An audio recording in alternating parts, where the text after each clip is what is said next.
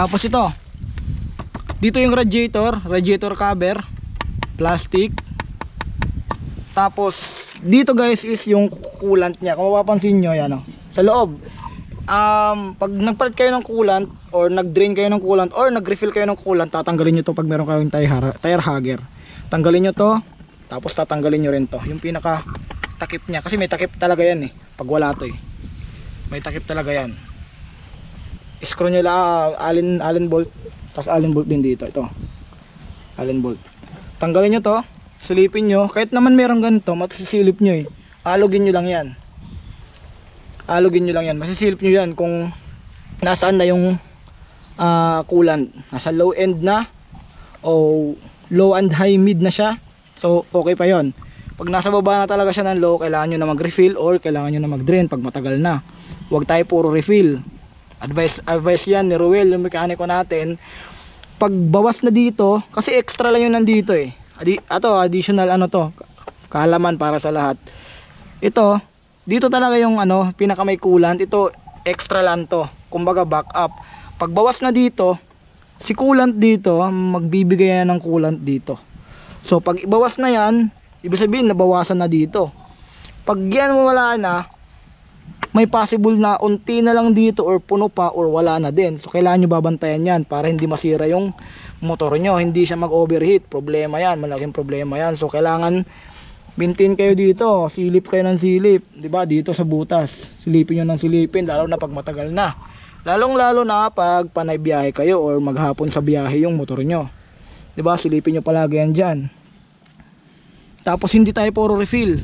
Pag nabawasan na yan, drain kayo, tapos refill again. Palit kayo ng coolant. Ayun tinatawag na drain and refill. Hindi puro refill. Kasi sabi nga ni Ruel, yung coolant parang yan. Alam nyo yung parang may mga namumuo or alam mo yung parang kumbaga parang siyang putik. Diba? Parang siyang putik namumuo. So kailangan nyo yan linisan. Kailangan nyo yan refill. Diba? Kailangan nyo yan i-refill, wag puro refill. Kailangan nyo rin mag-drain tapos palitan. Yung iba nga inihugasan yan diba? Tapos dito yung cup kung saan kayo lalagay ng oil, diba? Tapos yung siyempre yung paglalagay ng engine oil dito, tapos pag nagde-drain kayo sa ilalim. Tapos ano pa ba? Dito sa harapan guys, ito papakita ko sa inyo guys.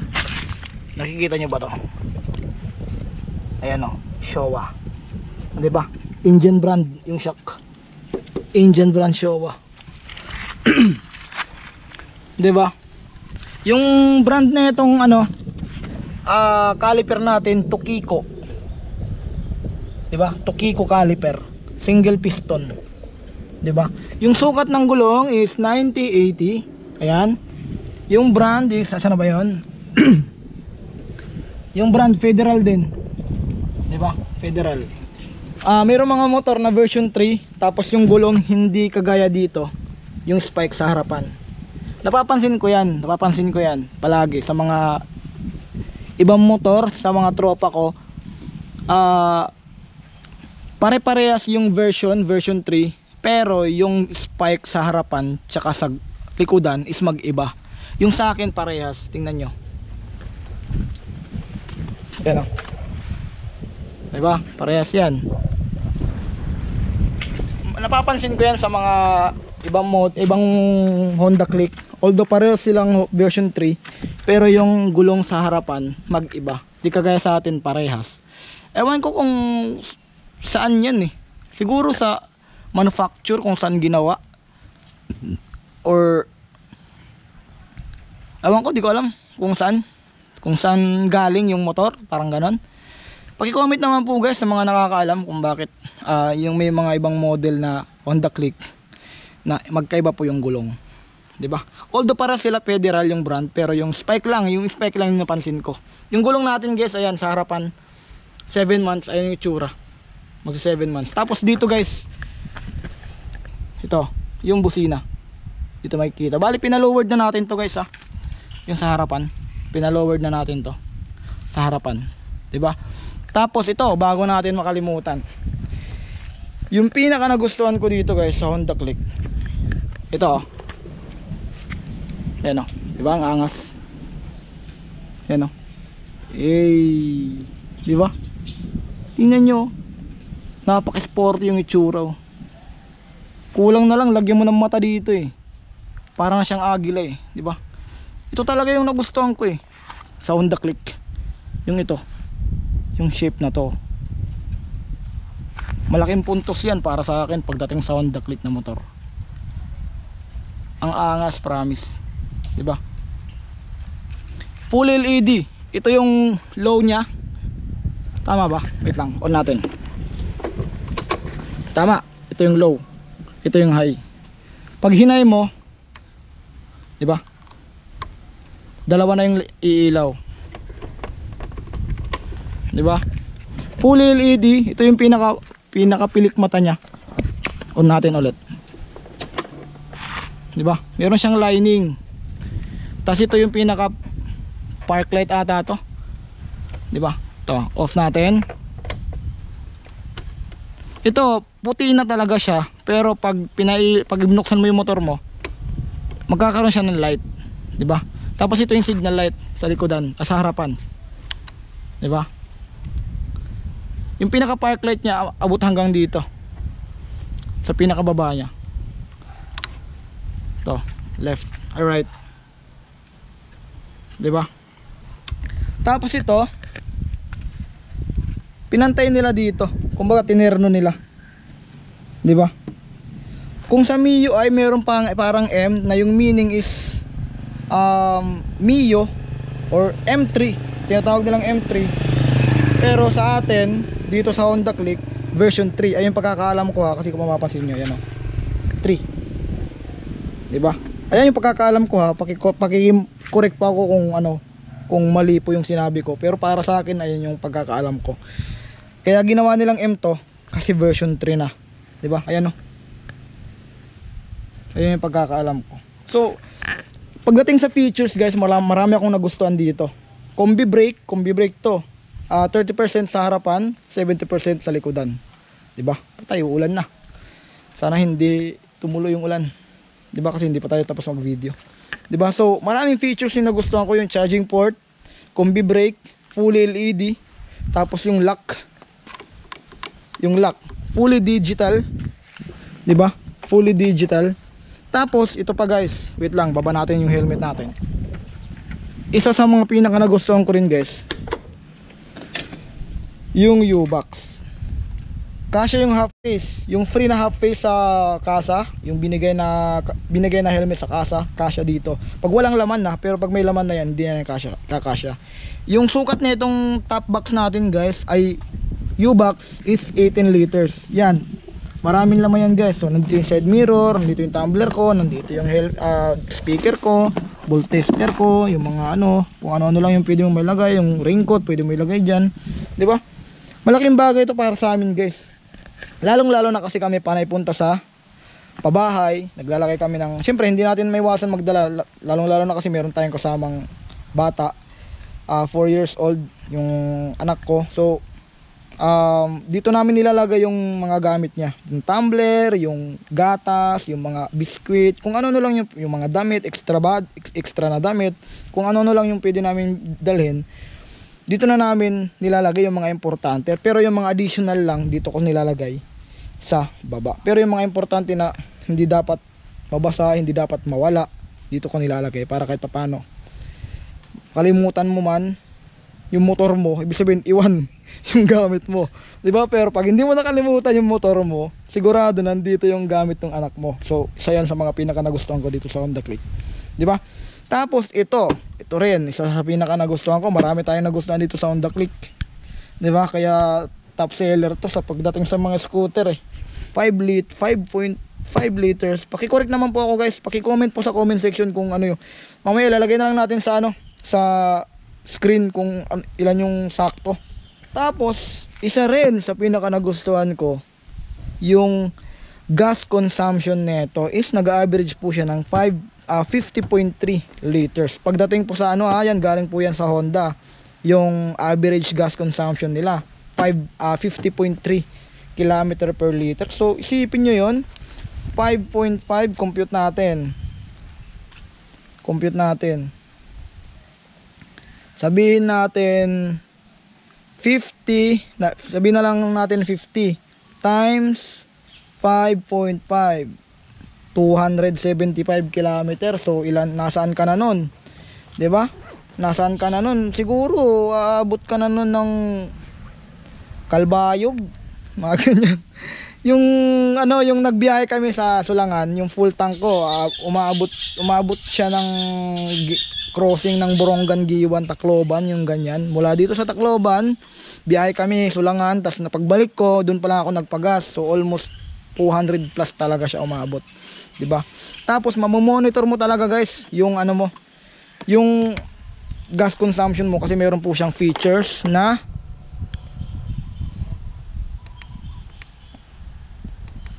ayan o, trip A average.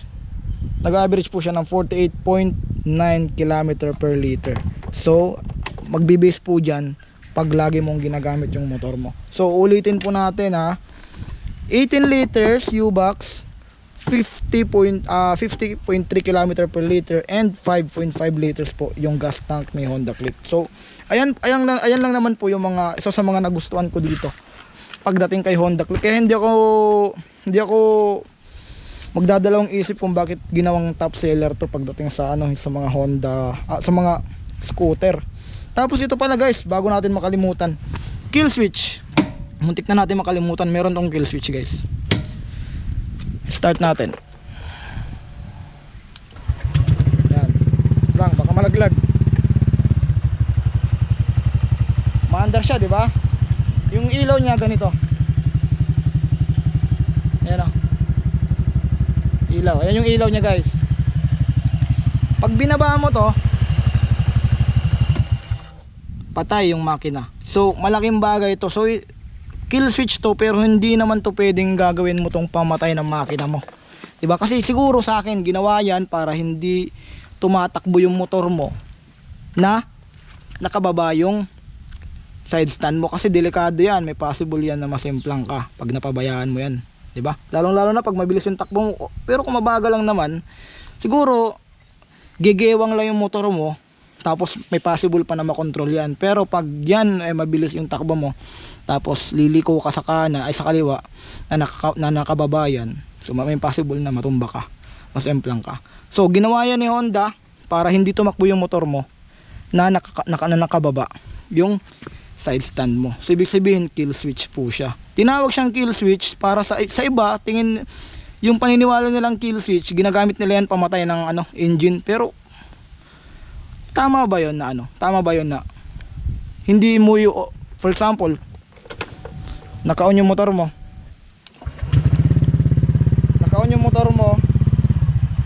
huminto ka, tinamad ka mag-off ng susi, binaba mo to, tama ba yun, di ba? Paki-comment naman po, guys, sa comment section kung tama po yung ganun. Kung advisable po ba siya gawing kill switch talaga, yung tipong pamatay ng makina, or yung pinaka standard para sa akin ganyan lang, di ba? Yung iba dito ginagawa, ewan ko kung sakto yun, kasi para sa akin ewan ko, baka masira yung dito.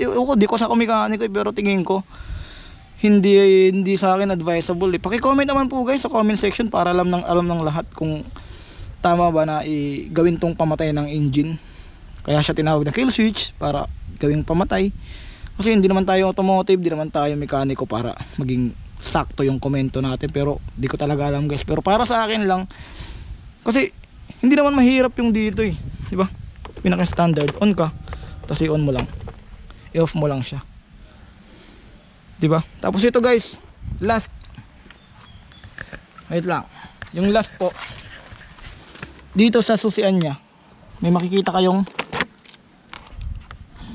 seat, tapos close, push para maging lock. Ito yung pinaka lock nya para hindi siya sundutin ng kung ano, mga stick, mga ganyan mo lang, di ba? Ayun yung purpose nito. On mo lang din, open mo lang, tapos pag naka-off yan, pwede mong mahugot pag nasa 0 siya. Pwede mo mahugot yung susi. Pero pag nasa sit yan, pag gusto mo buksan yung upuan mo, wait lang, lock natin. Pag gusto mo buksan yung ano mo, yung tawag na ito, yung upuan mo, for example, nasa on siya. Ayan o, naka on siya. Tapos gusto mo i-off yung motor mo, lalagay mo sa seat, tapos mamamatayan dyan. Tapos ito, pag pinindot mo to, tutunog yan dito. Pipindutin natin to, magtutunog to, diba? So ibig sabihin open na yung ano natin, pinaka upuan, diba? Pag nandito yan sa may pinaka ano nya, open na yan. Dyan, seat. Pag tinapat mo sa circle, ibig sabihin pwede mo na hugutin yung susi mo. Pero pag gusto mo i-lock, ipupush mo lang yan, push, diba? Nag-lock na siya. Hindi na yan mabubuksan o maano yung manubela mo. Pag gusto mo naman ibalik, diba? So unlock, seat, on, diba? Yan lang. Maraming features guys si Honda Click na nagustuhan ko talaga. Marami. Tapos ito guys, yung pinaka full specs nya. Last, kasi sobrang haba na ng video natin, almost 40 minutes na kasi siyempre, 'di ba? Full review nga siya. So ito guys, meron akong sinearch dito. Ito galing talaga to sa Honda na specs, 'di ba? Yung engine type nya guys dito, yung engine type nya is 4 stroke, 2 valve, single overhead cam, siyempre liquid cooled, may coolant na to, 'di ba? Tsaka siyempre ESP. Yung displacement ni Honda Click is 125cc. 'Di ba? 125cc. Yung brake niya po is hydraulic disc. Pagdating sa front, hydraulic disc. Tapos yung ignition type niya po guys is full transistorized. Okay, yung starting system syempre meron siyang electric. Okay? Tapos yung brake type niya sa harapan, sinabi ko na, hydraulic disc. Tapos yung brake type naman niya guys sa rear is mechanical leading trailing, or tinatawag nila na mas kilala sa drum brake. Okay? Tapos ito yung tire size, sinabi ko na, yung 90/80 sa harapan at 90/80 by 14, 43P tubeless. Tapos yung iwan ko kung ano yung P, siguro pressure, yung pagkakaintindi. Tapos yung tire size niya guys sa likuran, sinabi ko na kanina, is 100/80 by 14, 48P tubeless. Tubeless na to. Tapos ito naman yung wheel type niya is cast wheel. Okay, yung overall dimension niya is pagdating sa length, width, tapos height, 1918 by 679 by 1066 mm. Okay, so sa curve weight niya 112 kg. Sa seat height niya mula dyan hanggang dito sa lapag, sa pinakakalsada, 769 mm. Ayan, pina-flat seat na natin yan, so medyo mababa na yan. Tapos ito, yung fuel tank capacity 5.5 liters. Yung fuel system niya is PGM-FI. Okay, yung battery type, ito sinabi ko na kanina, 12 volts, 5 ampere. Okay, yung maximum power is 8.2 kilowatts at 8,500 RPM. So yung maximum torque naman niya guys is meron po siyang 10.8 Newton meter of torque at 5,000 RPM. Yung bore and stroke niya guys is 52.4 by 57.9 mm. Okay, so yung fuel consumption niya guys is 50.3 km per liter. So ayan po yun guys, yung pinaka full specs ni Honda Click. Okay, although humaba na masyado yung video natin, pero at least nasabi natin lahat yung kabuuan ni Honda Click. Pagdating naman guys sa pagdating sa driving experience ko dito, goods. Sa arangkada wala akong masabi. All good sa akin. Ang lakas ng torque, ang lakas ng arangkada, yung power, ang lakas. Ito, last guys, kung kayo ay tawag na ito, kung kayo ay may partner or may kahit jowa lang na may kabigatan or malaki, tapos yung tipong dalawa kayo, piliin nyo yung Honda Click kasi ang laki niya eh. Kumbaga hindi kawawa yung motor pag sumakay kayo, 'di ba? Hindi kawawa, 'di ba? Pero kung solo rider lang kayo, wala kayong jowa, wala kayong ano, etc. Pwede kayo sa ibang brand, pwede kayo dito. Depende lang 'yun sa iyo. Pero kung kung kayo ay parang sa akin, kagaya ko na may syempre may pamilya, may anak, tapos may angkas lagi. Syempre pipili kayo ng yung isipin niyo na pag sumakay kayo sa isang motor, hindi kawawa yung motor niyo. Parang yung sasabihin niyo, "Lah, kawawa yung motor, parang ano na sa kanila, parang kawawa na, parang ganun." So I suggest this unit, Honda Click 125. Any color, any model, version 2. Ewan ko kung may version 2 pa ngayon, pero yung pinaka latest ata version 2, version 3, tapos yung tinatawag nilang version 4 na limited edition o special edition. Okay, so yun guys, yun lang naman po yung video natin ngayon.